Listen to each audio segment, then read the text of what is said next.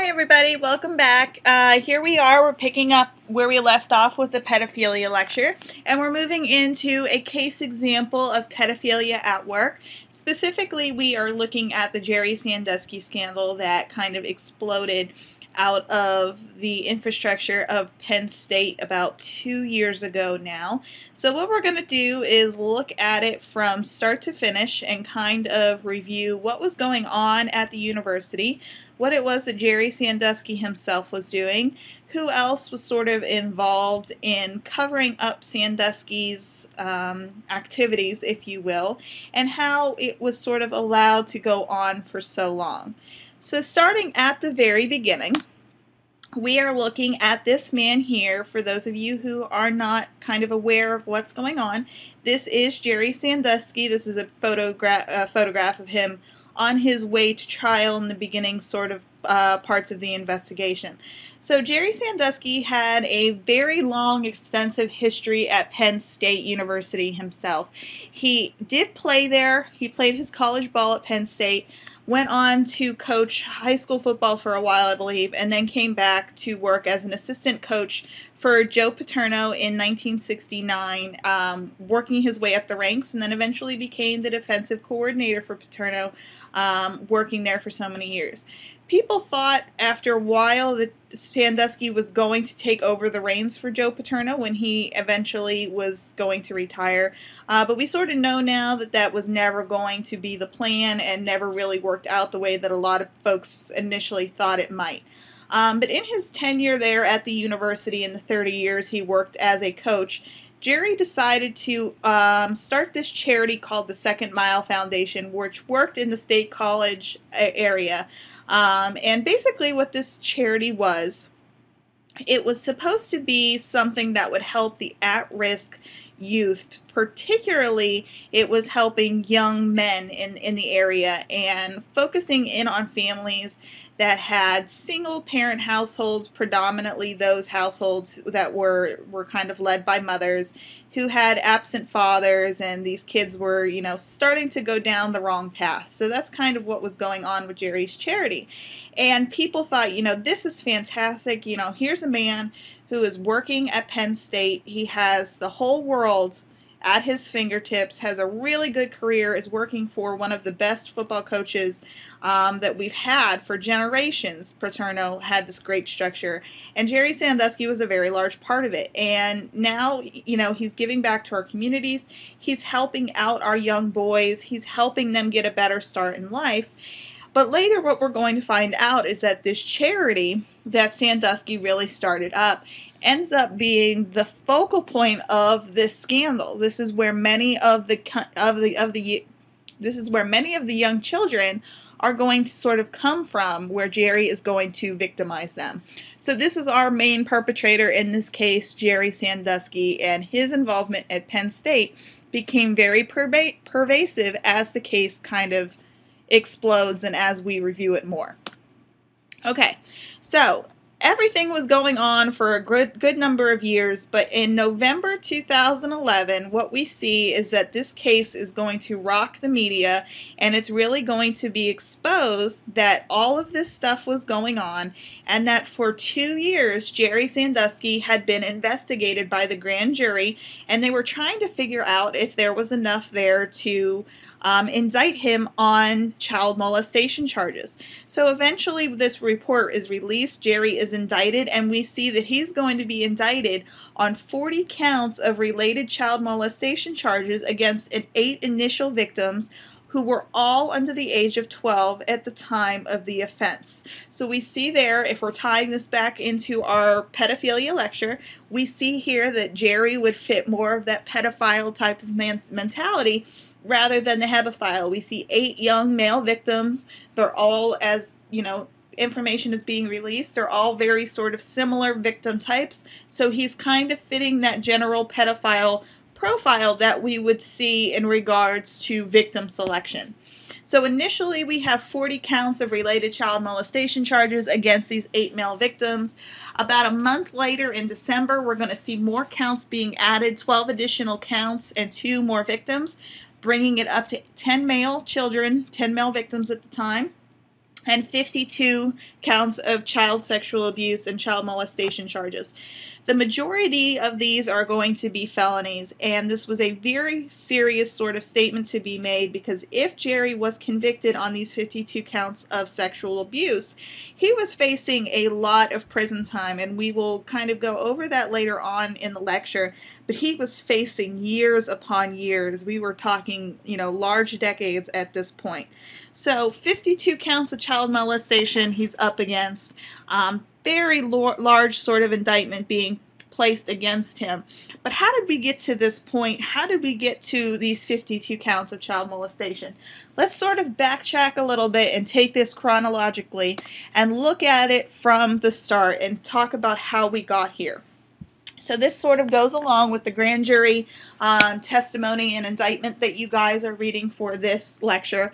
What I have gone and done is broken everything up and taken it from victim testimony and made it in chronological order. So as you're reading that indictment, that grand jury report, you'll notice that victim 1, the first victim and that first testimony to come out of it, is not the first one that happens chronologically. So what I have gone and done is taken those victims in the order of their testimony and rearranged them and put together this sort of time sequence for you guys for this lecture. So looking at it from this chronological perspective, how did we get here? 1998 is when we're going to see the first accusations coming out against Sandusky. And this is going to actually be victim number 6 in your order of testimony. And this is the boy where we're going to see the first accusations coming out, where he is going with Jerry. He's going on Penn State premises. He ends up actually going to work out with him there. He is the child of a single mother, and her son had been going with Jerry for a while, and she didn't really think anything of it. He was just this nice man who had a very good reputation at the time in the community as somebody who was trying to help out these young boys. So she, not really thinking anything of it, allows her child to go with this man. Well, one day her son is going to come home, and she was, her son and Jerry had gone to work out that day, and they were not gone very long, maybe an hour or so at the most. And that boy comes home, and his hair is all wet. And she says to her son, well, why is your hair wet? You were not gone that long to work up that big of a sweat, and you don't smell bad. What's going on? And he goes, well, I took a shower with Jerry. And instantly, as any good mother would probably tell you, her radar starts blinking, and she's saying, well, you were not gone long enough for you to need a shower, so what is going on here? Eventually, she ends up calling the police, calling the university police department. Nothing ever really happens from this one, but she does confront Jerry, and he does make that grand statement about how he wishes he was dead and how he should not have showered with her son, and so on and so forth, everything that's kind of reiterated in that grand jury testimony report. I won't go over it too much, so you guys make sure you read it. But we do see these first kind of accounts, or these first sort of inklings of what's going on here. Nothing happens. The police don't find enough evidence, even though they have him on tape kind of confessing. They decide that they're not really going to press any charges, and the district attorney is not going to go after this case. But what we have here is the first recorded incident, or the first recorded report, that something is just not right here with Jerry, that something's going on, and that there's enough information there for this mother to be concerned that potentially her child has been molested on Penn State campus property. So we've got a problem here. So the very next year, Sandusky is going to retire from Penn State. He's going to retire with emeritus status, which means that he no longer works there, but he is retiring with privilege. He's retiring with the same sort of benefits that he had when he would work there. This included his ability to come and go from campus as he pleased. He maintained an office in the Penn State football facilities. He was there all the time. It was not unusual for teammates, or for these players and for the coaching staff, to see Jerry walking around the team facilities and walking around sometimes with kids from the Second Mile Foundation. It was not necessarily a surprise to see him there. Some people say, well, this is awful coincidental that if the year before you retire, there are now some accusations being made against you. Maybe the university pressured him to step down. The official statement from the university and from Sandusky's people himself is that it was just this coincidence and that one had nothing to do with the other. So take it with a grain of salt if you want to, but it is what it is, and that coincidence just kind of happens to speak for itself. So if the university did pressure him or not, nobody would probably ever own up to that, but that's, kind of what we've got now. So at this point, Sandusky is retired, but he has full campus privileges, is allowed to come and go as he pleases, and that's sort of what we see with all these other victims. So a year later, 2 years after the first formal accusations are made, we see that he's now going to be caught with another boy and is accused of performing oral sex on that child. This is the one where we see, this is victim number 8, I believe. This is the one child that the janitor walked in and saw what was going on, but this child has not been identified, and the janitor has since got dementia and now has not been able to formally testify. But this one is still included in the case because we do have recollections from secondary witnesses, and enough was put together that that the district attorney was able to prosecute Jerry on charges for this one as well. Moving on down the line, we come to what might be considered the most important victimization in terms of a legal perspective for the entire case. So the next year, what we see is Mike McQuarrie, and this gentleman is now an well, he has since been fired, but he was at the time when the case broke out in 2011, he was an assistant coach working at Penn State.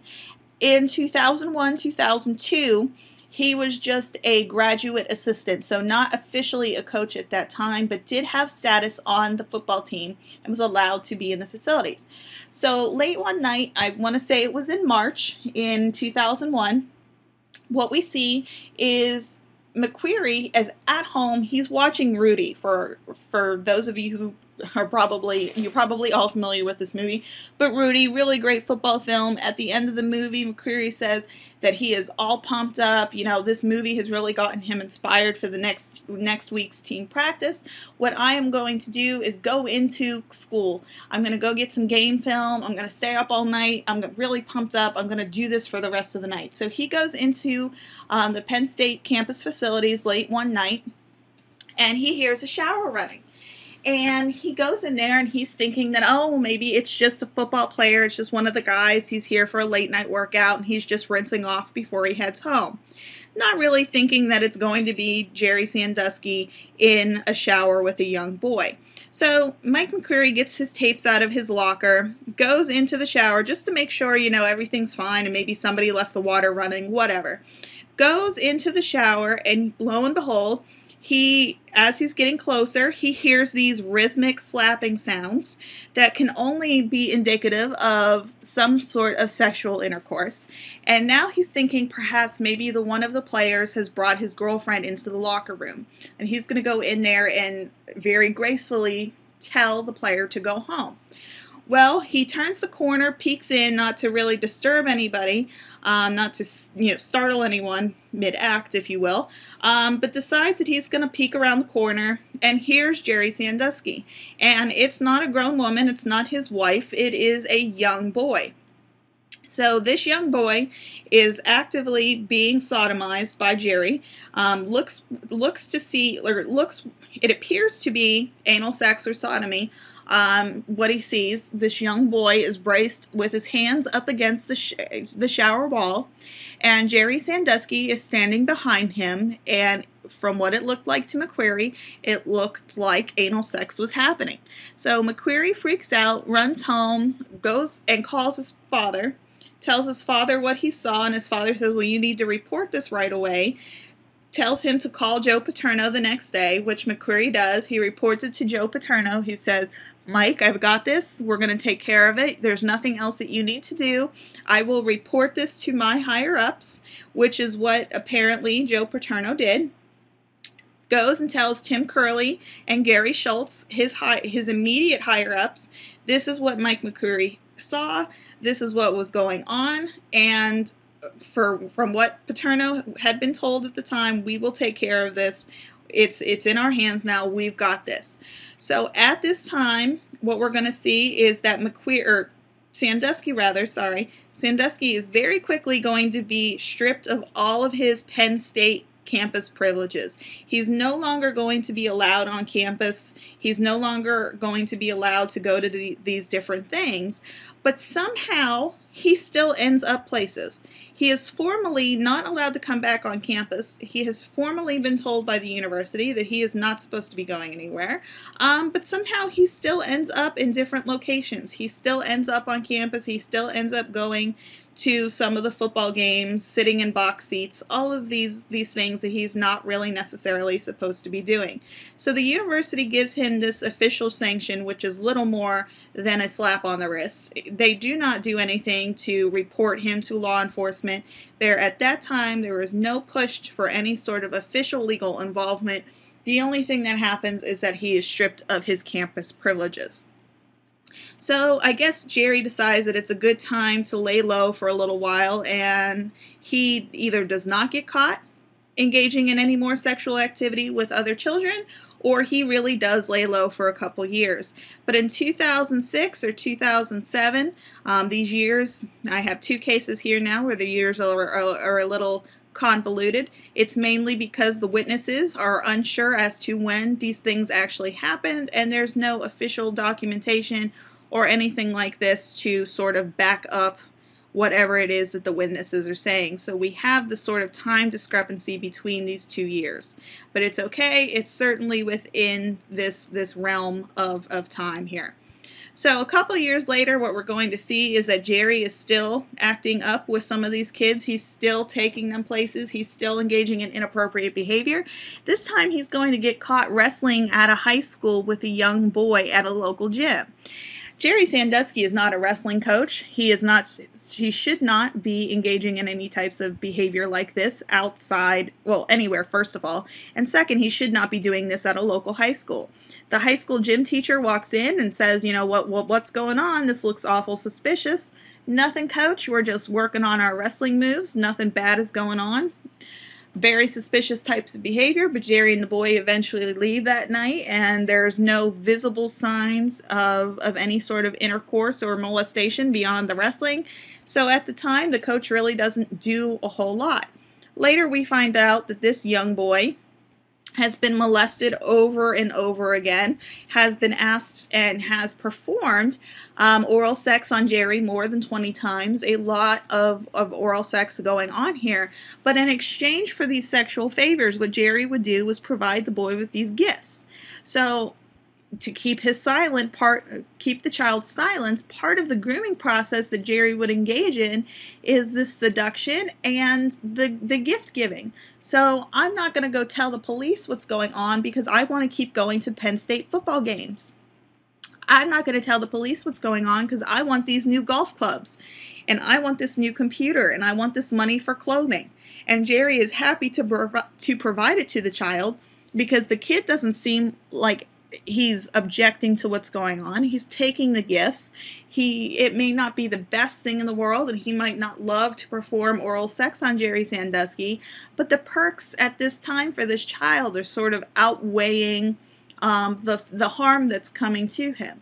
As a young child, your mind is not in the same place as it would be as an adult. So obviously now as an adult, this boy has realized that he's been manipulated, that he has been seduced, and he has been taken advantage of by this older man.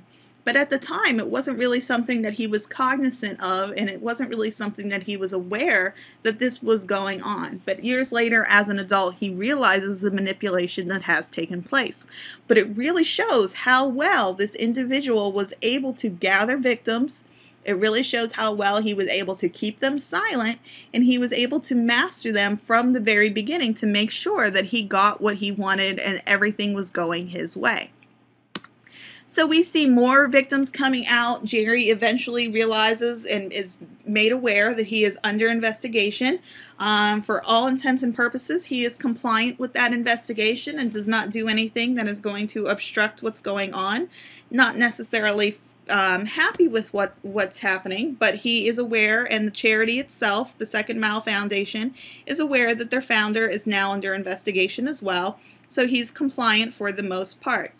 It brings us back up to the present, where we're at in November 2011. The grand jury report on Jerry Sandusky is released, and now the general public is aware of what is going on too. Sandusky, the very next day, is arrested. He turns himself in, is arrested, and is later released under his own recognizance on a $100,000 bond. So a lot of money being fronted for Jerry's release here. A couple days later, we're finally starting to see some of the initial reaction coming out of the university itself. Specifically, the first things we're going to see is that Joe Paterno, in his weekly, every week, on every Monday, what Joe Paterno would do would be giving like a state of football affairs type of address to the general media. And that Monday, he said that he would be canceling his media address for that week, that the university had encouraged him to not say anything. Okay, fine, I won't say anything. But the press is really demanding a response for Paterno, and he decides, okay, this, in light of everything that is going on, and out of respect for the victims and the investigation, I will step down after the end of the season. So very quickly is going to announce those are his plans. And the university says, well, that's all well and good, but we think it's for the best that if we fire you right now. So on November 9th, Joe Paterno will end up losing his job and will have nothing else to do with this investigation or this scandal for the most part.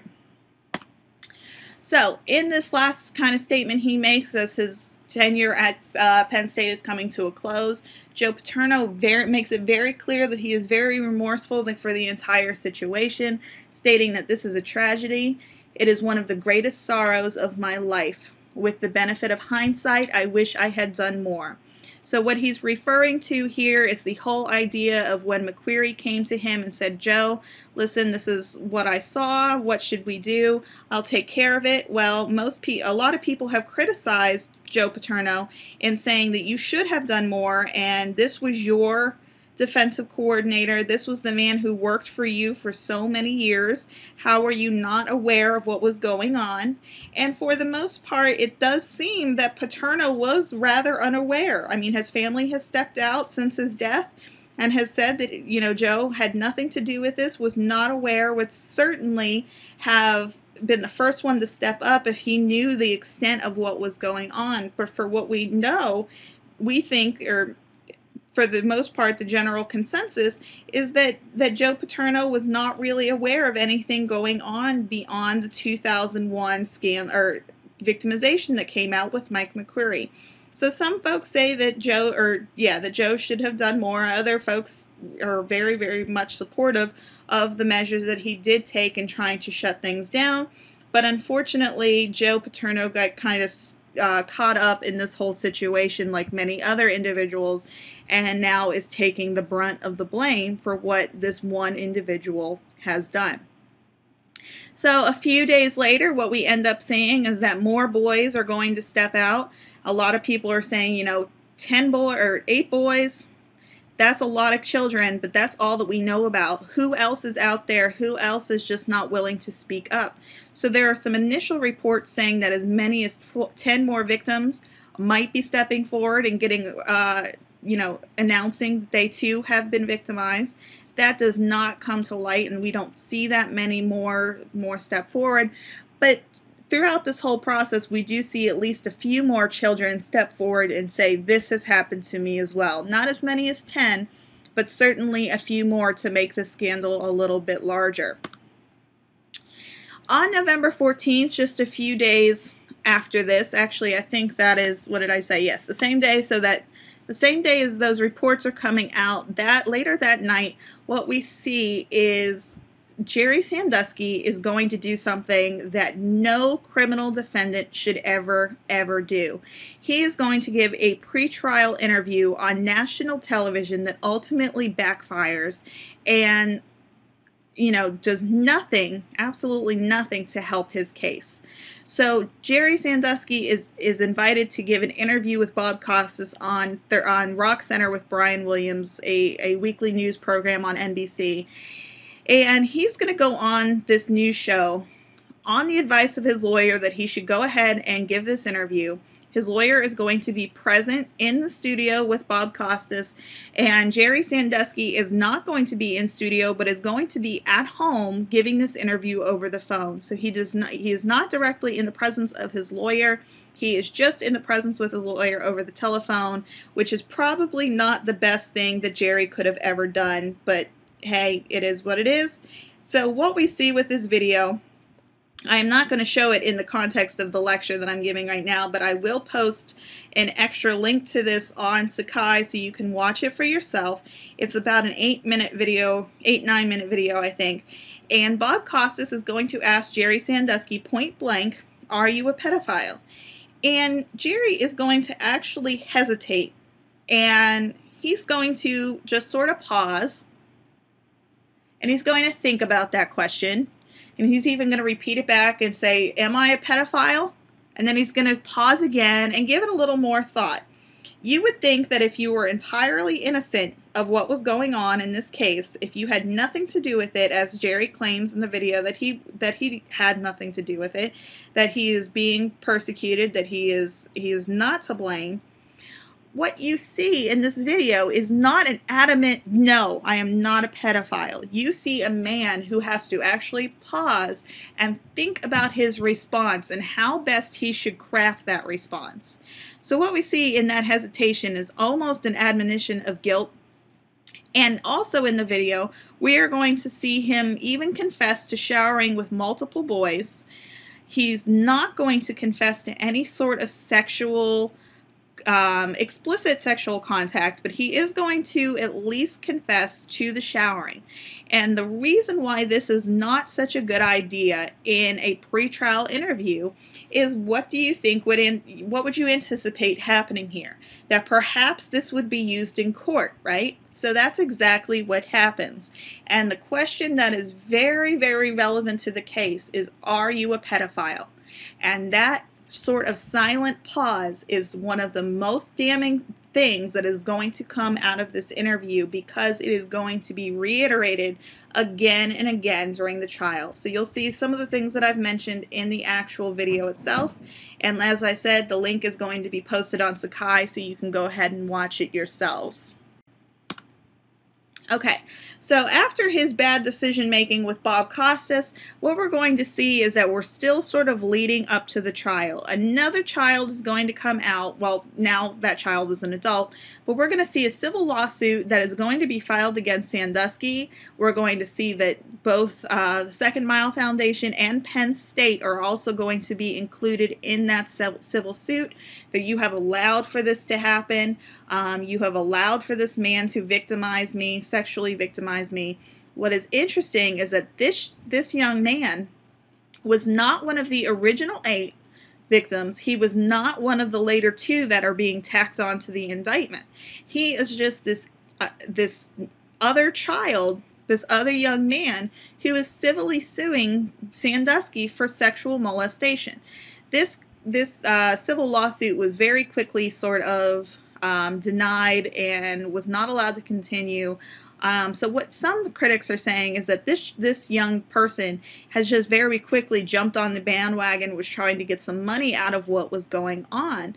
But take it or leave it, we see another young person who is stepping up and is accusing this man of sexually victimizing him. So if this one had been indicted too, we would have seen 11 known victims rather than the 10 that we are going to see in the next period of time.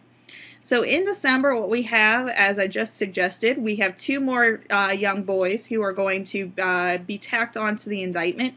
And now Jerry is going to have additional charges for these young men, bringing his victim count up to 10 and his charged count up to 52. And as we talked before, the majority of these charges are going to be felony counts against him. So now we have reached the point where we have indicted Sandusky on everything we're going to get him for, with 10 total children, and there will be no more additional victims added to the indictment. So that's where where everything is going to lie, and that is what's going to be brought to trial. So 52 charges, 10 victims, all males. Keep that in mind. All right. So unfortunately, after the final indictment is going to be wrapped up, what we see is that Joe Paterno, very tragically, is going to pass away from complications from lung cancer. He was in his 80s, so not necessarily something that would be totally unexpected for him to pass away from at that age. But most people said, you know, this would not have gotten him so quickly, this would not have caused him to pass away as fast if the scandal was not also going on at the same time. So what we saw here were complications from lung cancer, but some of his former players who knew him best and sort of revered him as this coach that was very informative and very foundational in their lives, that they knew him so well, and it wasn't just the complications from the lung cancer, it was more of the scandal that got him in the end rather than the actual disease itself. So all of these things, you know, were just ultimately too much for him, and he was just so devastated from what had transpired right under his nose that it was actually the grief of the scandal that was going to get him more so than the actual lung cancer itself. But nonetheless, what we see is an era going out under not so great terms, and now Joe Paterno has passed away and will no longer be a part of anything having to do with this case, nor will his family. And as I said, an end of an era is done, and now the university is just trying to pick up the pieces as it goes along. And the first thing that they have to do is now just get through this actual trial itself. So moving through, we finally get to the trial on June 6th, early June. We have jury selection beginning, and the majority of the jurors are going to have very strong ties to Penn State.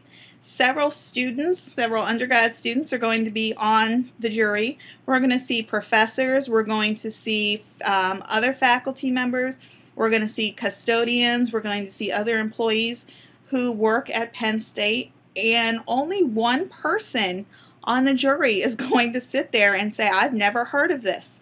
I've never heard of this case. I'm not following along on the news. This woman was a mother with young children and said that she had worked at just a grocery store in town and was not really up to date on everything that was going on. Everybody else had these very strong ties to Penn State. And people were saying, well, you know, this is a problem. If I'm getting my paycheck from the university that this man comes from, am I going to automatically assume that he's guilty because I want to maintain good standing with the university? I want to make sure that nothing happens to Penn State because that's where my livelihood is coming from. So do these strong ties have any sort of significance to the verdict itself? For the most part, the jurors are going to say, I can be fair and impartial. Whether or not that's true, that is the statement that they have given to the judge, and that's the way we're going to roll with it.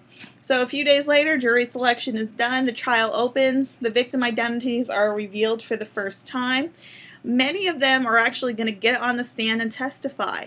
8 out of the 10 are going to testify about their abuse on the stand, are going to have to look at Sandusky and have to recount everything that happened to them. The 2 that are not going to testify are victims number 2 and victims number 8. These are the 2 children, or the 2 young men who were never identified. So number 2, this was the one that was one of the most important of the trial. This is the one that McQuarrie walked in on. And number 8 is the one that the janitor saw Sandusky performing sex acts on in the shower shortly before number 2 was found out as well. So those 2 boys are the only 2 that are not going to testify. Instead, what they're going to do with the other 8, we're going to hear these horrifying stories about how Sandusky would molest me and have me perform oral sex on him and have him perform anal sex on me and all of these things that you never probably want to ever have to recount, and now you have to do it in front of the man who actually molested you, and you have to do it in front of this courtroom full of people who are just sitting there in horror listening to what's going on. So the government, the prosecution made a very good attempt at making Sandusky out to be this serial type of predator who just did this over and over and over again. And look at the lives of these poor children. Clearly it was effective, because in the end Jerry is going to be found guilty overwhelmingly. But as this case is going on, we're sort of seeing this statement being made about him over and over again, something that was going to try and be very strongly discounted by the defense, only it didn't work as well. Dottie Sandusky, Jerry's wife, actually will testify in defense of her husband, and she's going to stand up there and say, you know, you've been hearing stories about these victims who say they've been molested by my husband in our own house. Well, if they were being molested in my house, don't you think I'd hear them? If I lived in this house and these offenses were reportedly taking place late at night when I should be at home sleeping in my house, don't you think that I would have heard something and that I would have stopped that abuse? You can't sit here and tell me that you think I'm in on it too. I certainly would have been able to hear these boys screaming if it was happening in my house. Well, some people have said that Dottie Sandusky has very clearly perjured herself and is not willing to say anything negative against her husband. The woman has never been brought up on any sort of perjury charges, so clearly the court found her testimony to be very reliable and something that could be verified in the end, so they decided not to go up with perjury charges. But it's something that many people very much question and have taken her testimony with a grain of salt, because if you were really listening for these things, or if you really thought something was going on, you probably would have heard, or you probably would have been listening for signs of struggle or something coming from your basement. And here's a woman who claims that these things have never really happened. So right before the jury is about to go in and deliberate, we're going to see that 4 counts are dropped from the indictment. The defense has said, you know, the timeline of events does not make sense for these 4 counts. This does not add up to our series of events, and the judge was persuaded to drop those 4 counts, bringing us down to a grand total of 48. Really just a drop in the bucket if you're facing 52 felony counts. What are 48 compared to 52?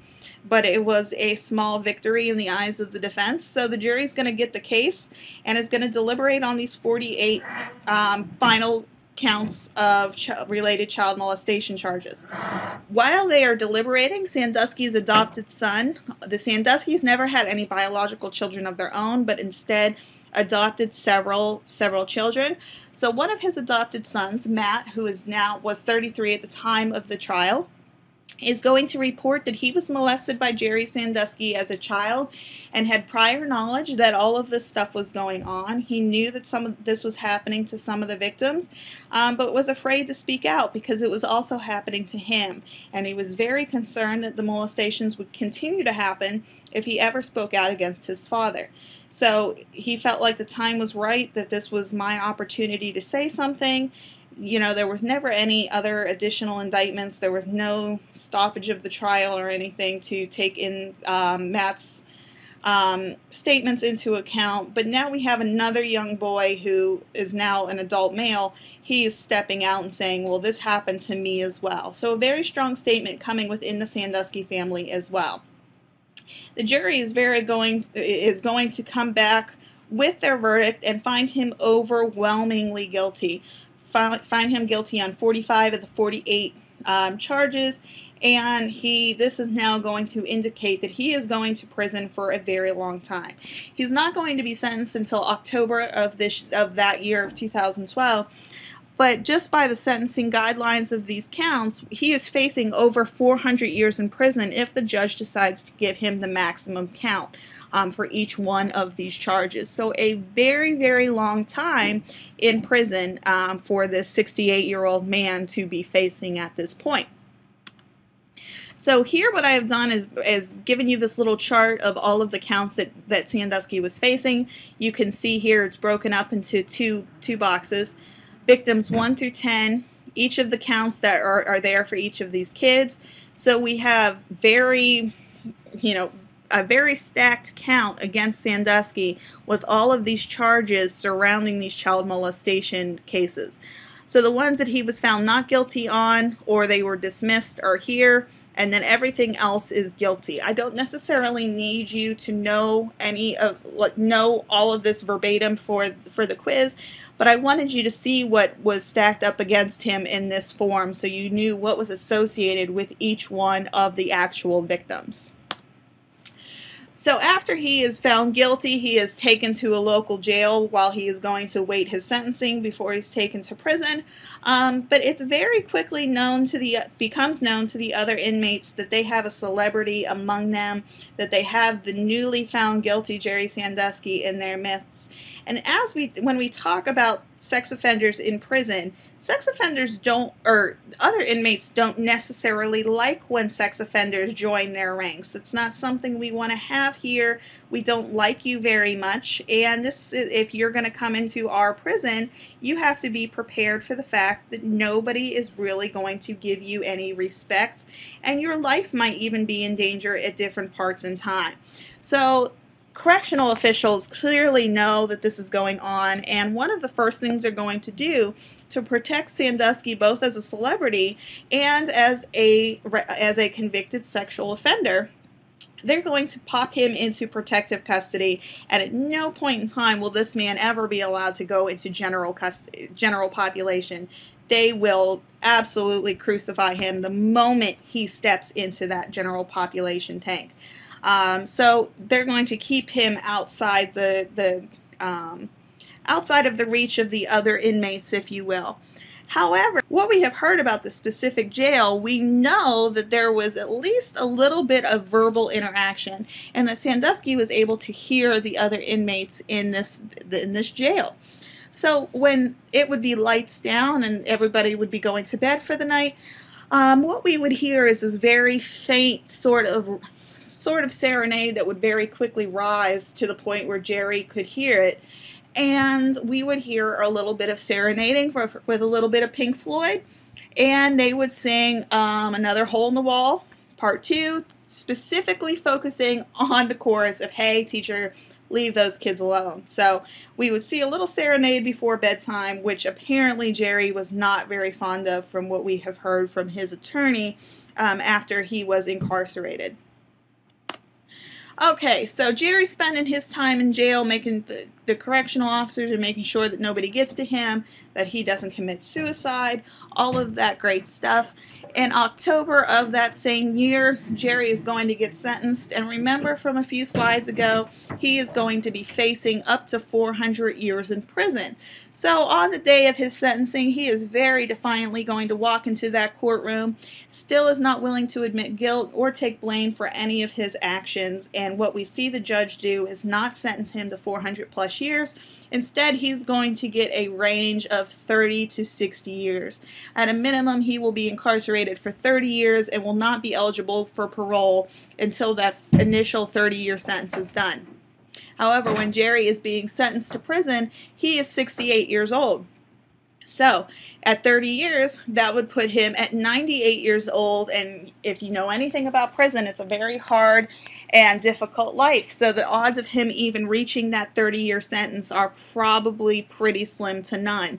Just in case that he reaches that 30-year sentence and he is up for parole, thankfully we have another 60 years on there that they can always deny him his parole eligibility and make sure he stays in prison.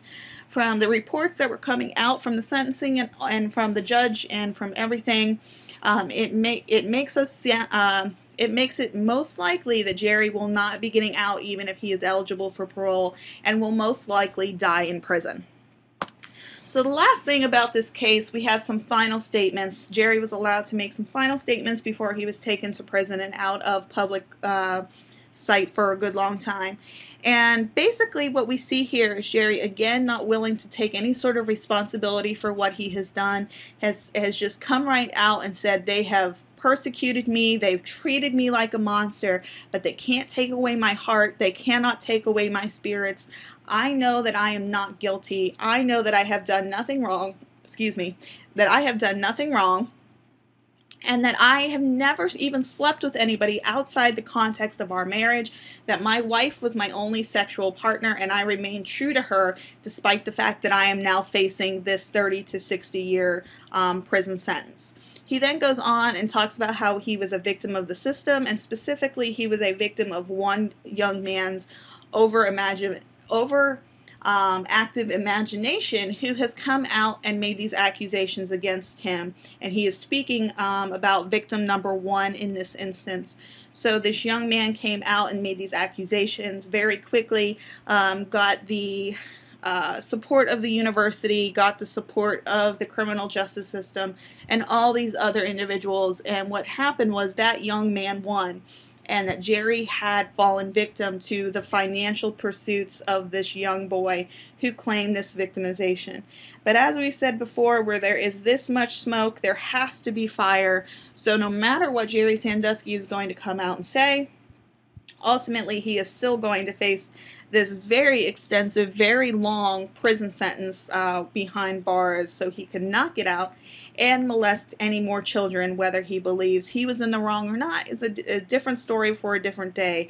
But for the purposes of our lecture and for the purposes of the connection between pedophilia and the Jerry Sandusky case, you can very clearly see the manipulation aspects, the bribery, the seduction, the authority and the power and the control that he is using over his victims to make sure that he gets what he wants in the end.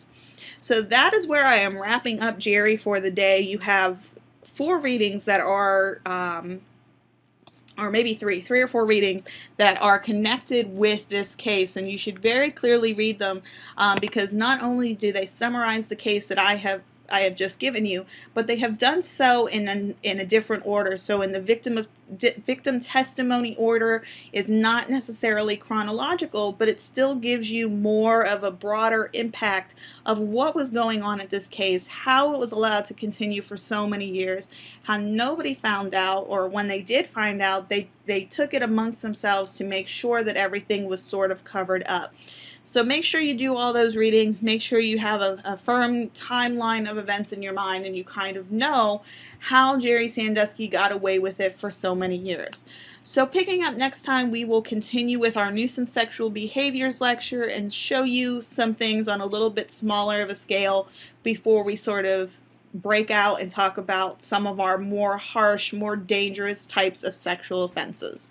So I will see you guys next time. Happy reading and have a good day.